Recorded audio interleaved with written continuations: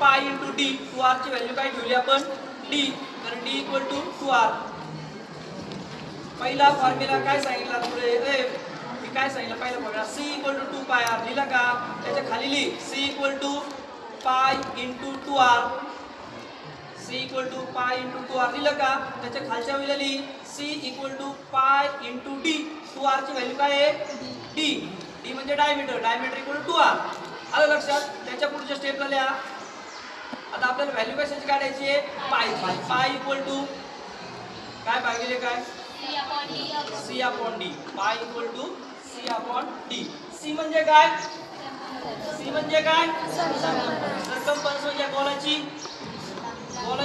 लांबी. या गोलाच्या कडेची लांबी. या गोलाच्या कडेची लांबी that is called as a circumference. तर आपण सांगतो सर्कम्फरन्स. आणि डी म्हणजे काय हा जो गोल काढलाय हा जो सर्कल काढलाय या सर्कलची ज्या सर्कलचा सर्कम्फरन्स घेतलाय त्या सर्कलची डायमीटर. दुसऱ्या सर्कलची नाही त्या सर्कलची डायमीटर म्हणजे डी.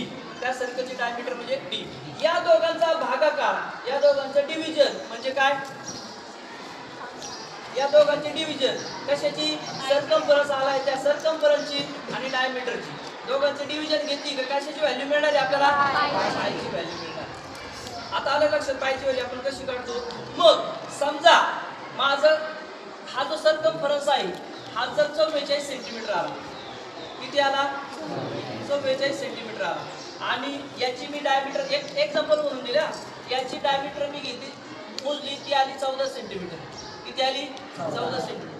सर्कम्फरन्स किती आलाय 44 सेंटीमीटर आणि डायमीटर किती आलाय 14 सेंटीमीटर. सर्कम्फरन्स किती लिहा इकडे c इक्वल टू लिहा c equal to 44 and diameter equal to 14 diameter equal to 14.